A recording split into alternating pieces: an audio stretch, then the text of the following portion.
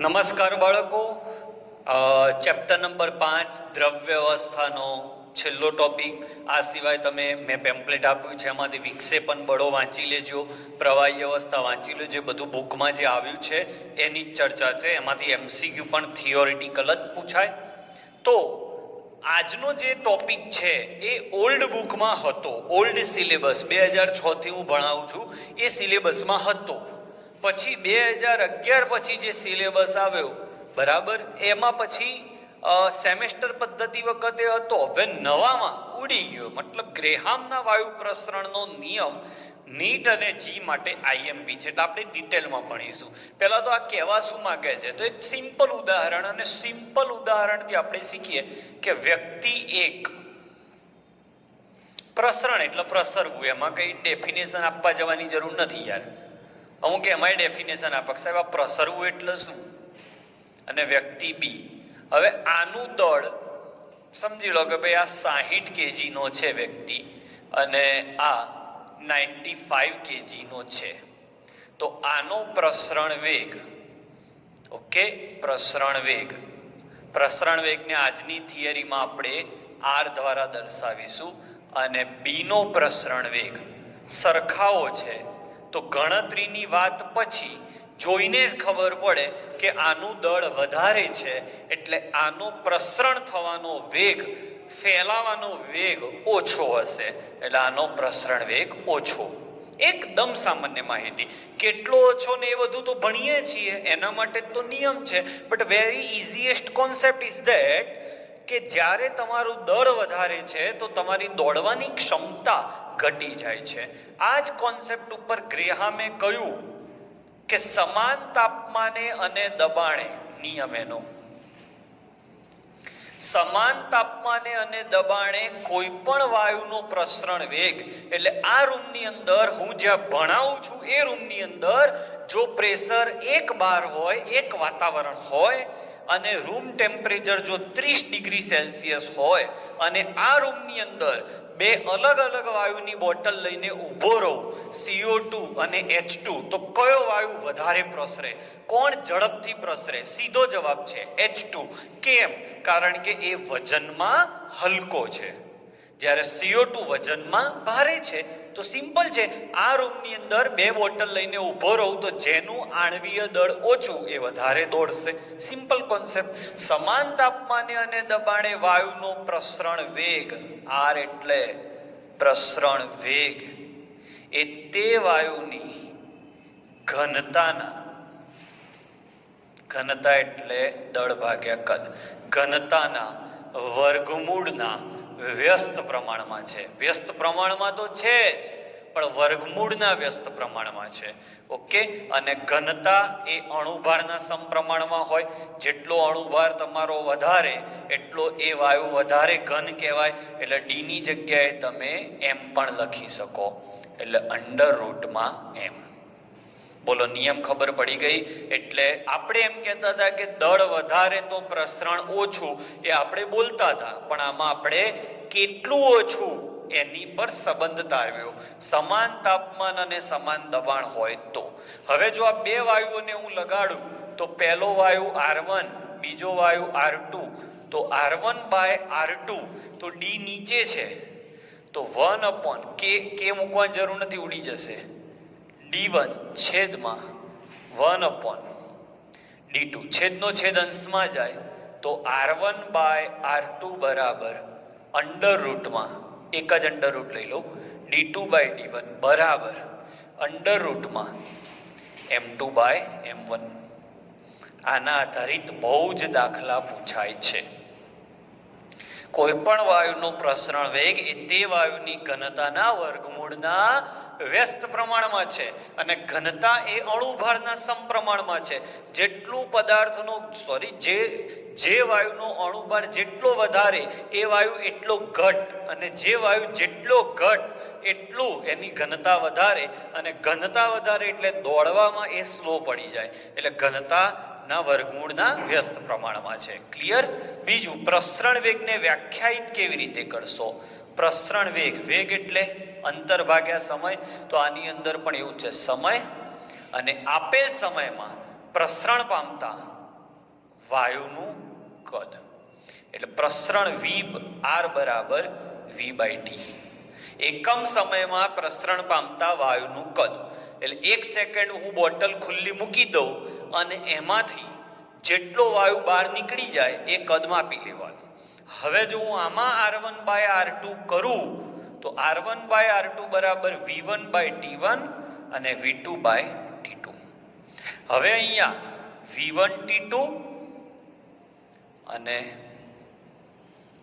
V2T1, અંશનો છેદ છેદમાં, છેદનો છેદ અંશમાં.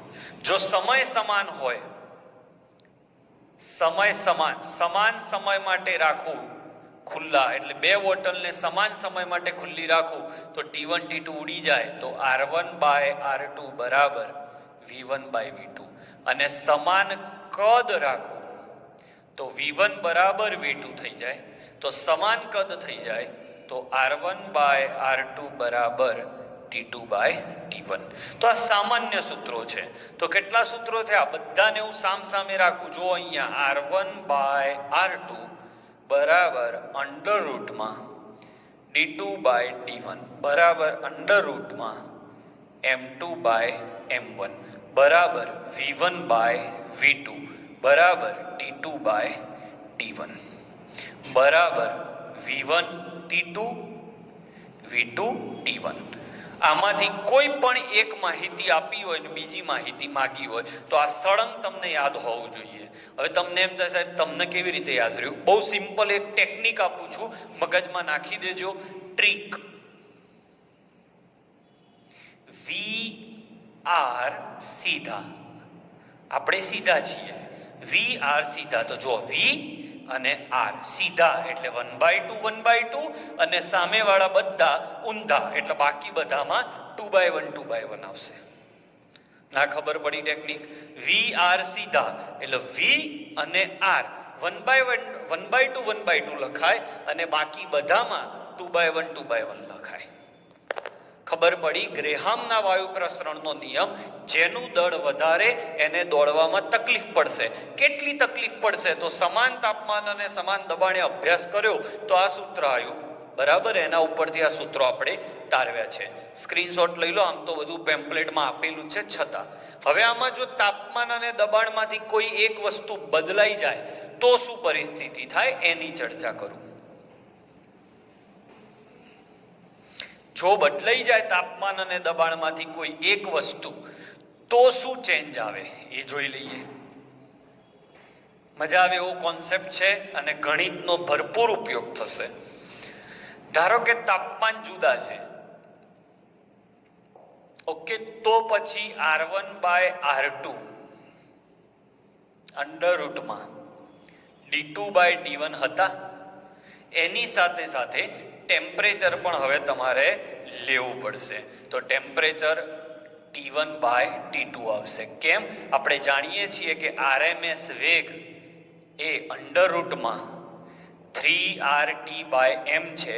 એટલે R વેગ ચલે છે √ T છે. એટલે જો ટેમ્પરેચર બદલાતું હોય તો એ અંદર લેવું પડે. અને જો દબાણ બદલાતું હોય તો દબાણ બહાર લેવું પડે.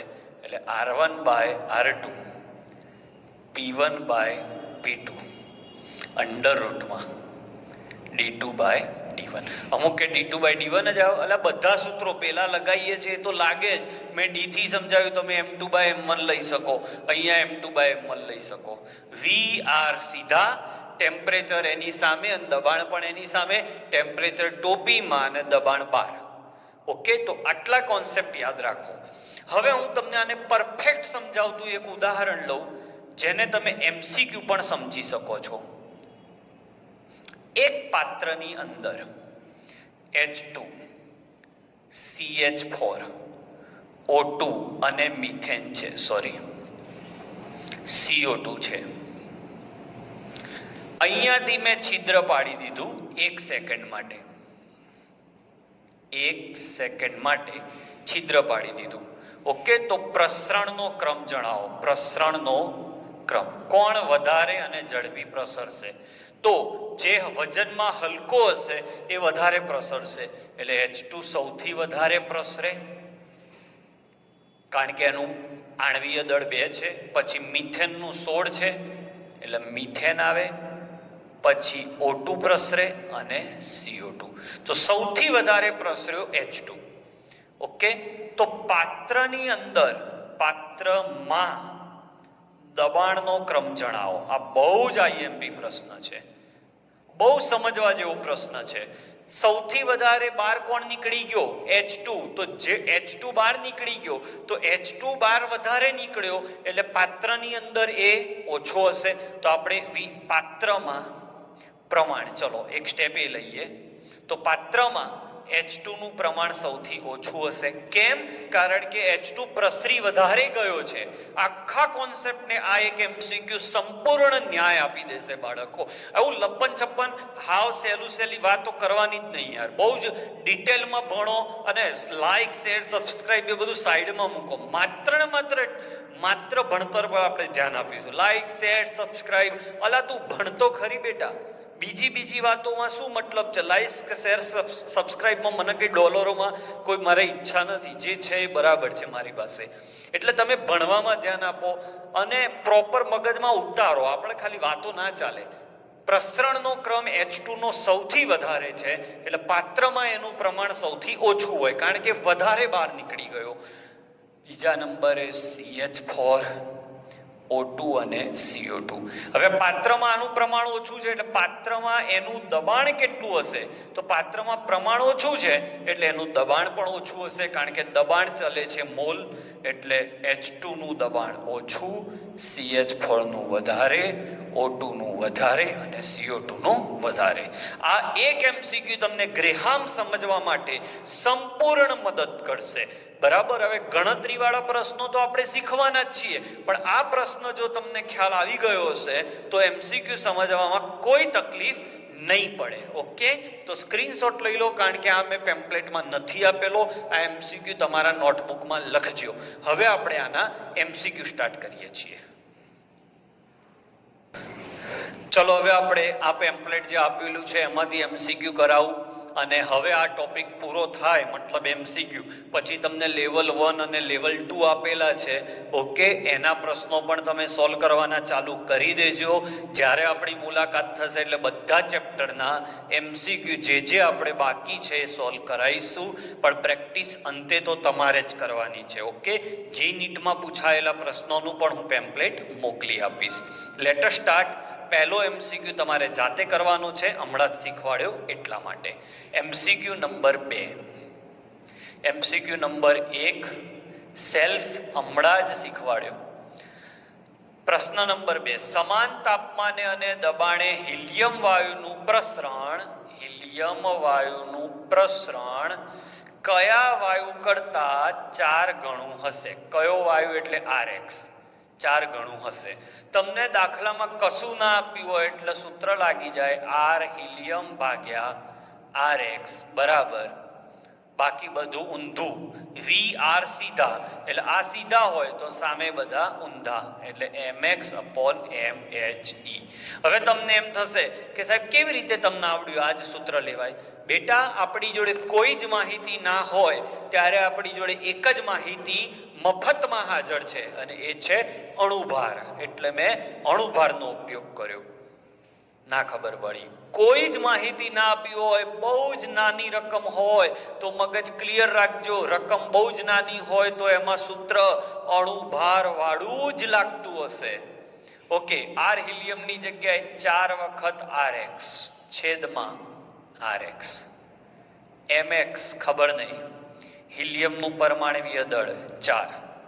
ઓકે, RX ગયા 4 અંડર રૂટમાં MX ભાગ્યા 4. રૂટ કાઢશો તો સામે સ્ક્વેર થશે એટલે 4 નો સ્ક્વેર 16. MX ભાગ્યા 4 એટલે MX બરાબર 16 ચોક 64. 64 અણુભાર વાળો વાયુ કયો? તો વિકલ્પમાં તમે જોઈ લો SO2, એટલે તમારો જવાબ આવશે SO2. MCQ number 3 most IMP માં મૂકી દેજો, ગજબનો MCQ છે. 2 ગ્રામ H2 વાયુને 10 મિનિટ માટે પ્રસરવા દેવામાં આવ્યો એટલે H2 નું દળ 2 ગ્રામ. 10 મિનિટ માટે પ્રસરવામાં આવ્યો, તો એટલા જ સમયમાં O2 નું કેટલું દળ પ્રસરશે? ફરીથી દાખલો અઘરો. વજન આપ્યું છે અને એકનું આપ્યું છે અને બીજાનું માંગ્યું છે. કોઈ ચિંતા નહીં, મને જે સૂત્ર આવડે એ જ હું લગાડીશ.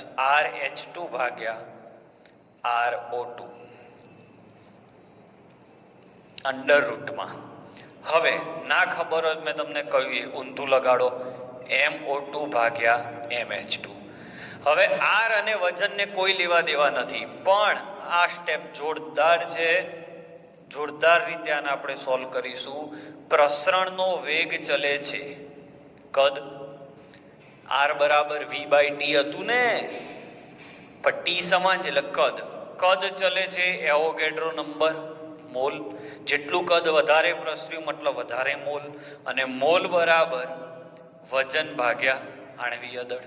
તો જ્યાં મોલ છે, જ્યાં R છે ત્યાં V લખાય, V હોય ત્યાં N લખાય, અને N હોય ત્યાં વજન લખાય. તો હવે અહીંયા લખાશે વજન H2 ભાગ્યા MH2 છેદમાં વજન O2 છેદમાં MO2 બરાબર અંડર રૂટમાં આ M નું M. કિંમતો મૂકો. H2 નું દળ 2 આપેલું છે. H2 નો અણુભાર પણ 2. WO2 શોધવાના, એનું 32, અહીંયા MO2 32 અને નીચે 2. આ 2 ગયા 32 ઉપર, એટલે 32 ભાગ્યા WO2 અને આ 16, એટલે 32 ભાગ્યા WO2. 16 નું વર્ગમૂળ 4, તો WO2 બરાબર 32 ભાગ્યા 4, એટલે WO2 બરાબર 8 ગ્રામ. ઓકે, એટલે એનો જવાબ આવશે 8 ગ્રામ O2 નું પ્રસરણ થયું હશે. બધા દાખલામાં સૂત્રો એકના એક જ લાગે છે, પણ માત્ર આ કેવું છે બાળકો કે પ્રેક્ટિસ ગણિત તમારું કેવું છે એ અગત્યનું છે. પ્રશ્ન નંબર 4 જાતે કરવાનો છે, આજે જ હમણાં જ આપણે શીખવાડ્યું છે. ચલો MCQ નંબર 5 લઈએ. ત્યાં સુધી પ્રશ્ન 4 વાંચી લો.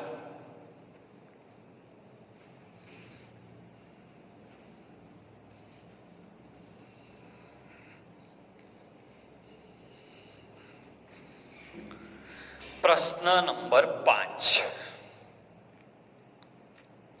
વાયુ એ વર્તુળાકાર આડછેદ ધરાવતા પાત્રમાંથી બહાર નીકળે છે. એટલે આ રીતે વર્તુળાકાર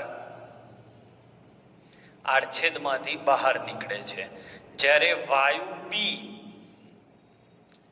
ચોરસ આડછેદમાંથી બહાર નીકળે છે અહીંયાથી. તો સરખા સમયની અંદર પ્રસરણ વેગનો ગુણોત્તર જણાવો. તો RA/RB. હવે ક્ષેત્રફળની વાત આવી એટલે કદનું સૂત્ર લાગશે, એટલે VA/VB અને TB/TA. પણ સમાન સમય આપ્યો છે એટલે TA બરાબર TB ઉડી ગયા. તો RA/RB. કદ એટલે લંબાઈ ગુણ્યા ક્ષેત્રફળ, લંબાઈ ગુણ્યા એરિયા ક્ષેત્રફળ. અહીંયા પણ લંબાઈ ગુણ્યા ક્ષેત્રફળ.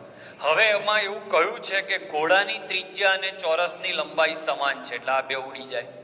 બરાબર, સીધું ક્ષેત્રફળ જ લઈ લો. લંબાઈ એમ સરખી, તો RA/RB. તો ક્ષેત્રફળ આડછેદનું ક્ષેત્રફળ πr², અને ચોરસનું ક્ષેત્રફળ r². લંબાઈ ગુણ્યા પહોળાઈ પણ સમાન છે, એટલે r² ઉડી ગયા, તો જવાબ આવે પાઈ. બહુ મસ્ત પ્રશ્ન છે. ઓકે, ચલો એક બીજો પ્રશ્ન જોરદાર છે, લઈ લઈએ. પ્રશ્ન નંબર 6. MCQ number 6. એક આલ્કેન વાયુનો, આલ્કેન એટલે આપણે 12મા ચેપ્ટરમાં શીખીશું. આલ્કેન વાયુનો પ્રસરણ વેગ એટલે R આલ્કેન એ H2 વાયુના પ્રસરણ વેગ કરતા H2 વાયુના પ્રસરણ વેગ કરતા 1/6 ગણો છે, 1/6 ગણો છે, તો તે આલ્કેન વાયુ કયો હશે? તો ફરીથી R આલ્કેન ભાગ્યા RH2, કશું જ ના આપ્યું એટલે અણુભાર લેવાનો, MH2/M આલ્કેન. હવે મિત્રો R આલ્કેન ની જગ્યાએ આ લખી દઉં, એટલે 1/6 RH2 છેદમાં RH2, MH2 એટલે 2, M આલ્કેન એટલે આલ્કેનનો અણુભાર આપણે શોધવાનો છે. H2 ગયા, રૂટ કાઢીશ તો સામે સ્ક્વેર થશે, 36 એકનું અને 2/M, તો M બરાબર 36 દુ 72, એટલે આ પેન્ટેન વાયુ હશે. પેન્ટેન વાયુ અને પ્રવાહી બંને અવસ્થામાં હોય છે. પેન્ટેનનું અણુસૂત્ર એમાં 5 કાર્બન હોય અને 12 હાઇડ્રોજન હોય. તો તમે આનું અણુભાર ગણો તો કાર્બનનું 12 એટલે 12 × 5 = 60 + 12 72, એટલે આપેલ વાયુ અજ્ઞાત વાયુ જે હતો એ કદાચ પેન્ટેન હશે. એટલે સૂત્રો કોઈ નવા નથી મિત્રો, ખાલી ને ખાલી પ્રશ્ન બદલાય એટલે કૂટ પ્રશ્નની માફક એ સૂત્ર એપ્લાય કરતા તમને આવડવું જોઈએ. બરાબર. 7 નંબરનો પ્રશ્ન જબરજસ્ત આઈએમપી છે, એના પર આપણે ચર્ચા કરીએ. ગજબનો MCQ, જૂની ચોપડીમાં આ દાખલો હતો. MCQ number 7. એક ક્લાસરૂમમાં સરખા અંતરે 10 બેન્ચીસ મૂકી છે. 10 એટલે 1 2 3 4 5 6 7 8 9 અને 10. આ પહેલા નંબરની બેન્ચીસ રાખીએ, આ 10 નંબરની. પ્રથમ બેન્ચ પરથી હાસ્યવાયુ મુક્ત કરવામાં આવ્યો, આ હાસ્યવાયુનું અણુસૂત્ર છે. અને 10મી બેન્ચીસ પરથી અશ્રુવાયુ એટલે C6H11OBr મૂકવામાં આવ્યો. તો કઈ બેન્ચ પરના વિદ્યાર્થીઓ સરખો એક જ સમયે હસવા અને રડવાની ક્રિયા એક સાથે અનુભવશે?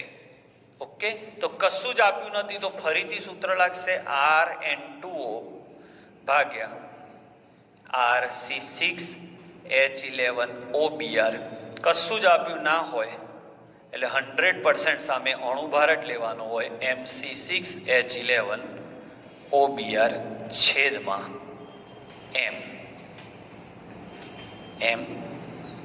N2O. ઓકે, તો આનો અણુભાર ગણી નાખવાનો તમારે. બ્રોમિનનો 80 છે એટલે 179 આવે છે, અને N2O નો અણુભાર 44 છે. બરાબર, એટલે લગભગ ચોખ્ખું 16, એટલે લગભગ આનો જવાબ 4 આવે અને લગભગ એનું રૂટ 2 આવે. એનો મતલબ એ થયો કે હાસ્યવાયુના પ્રસરણનો વેગ એ અશ્રુવાયુના પ્રસરણ વેગ કરતા બમણો છે. એટલે અશ્રુવાયુ જ્યારે અહીંયાથી 1 બેન્ચીસ આગળ વધે ત્યારે હાસ્યવાયુ 2 બેન્ચીસ આગળ વધે. સમજજો. પછી ફરીથી અશ્રુવાયુ 1 બેન્ચીસ આગળ વધે તો આ 2 બેન્ચીસ આગળ વધે. આ 1 બેન્ચીસ આગળ વધે, આ 2 બેન્ચીસ આગળ વધે. તો આ બેન્ચીસ પર બેઠેલો વાયુ વિદ્યાર્થી હસવા અને રડવાની ઘટના સાથે અનુભવશે. તો પાછળથી ગણો તો 10 9 8 અને 7, એટલે 7મી બેન્ચ પરના વિદ્યાર્થી હસવા અને રડવાની ઘટના એક સાથે અનુભવશે. ઓકે, ક્લિયર છો મિત્રો? બહુ જોરદાર પ્રશ્ન છે. હવે 8 નંબરનો પ્રશ્ન જે છે એ બહુ જ અઘરો અને JEE એડવાન્સ લેવલનો છે. આનો સ્ક્રીનશોટ લઈ લો, પછી એ શીખવાડું.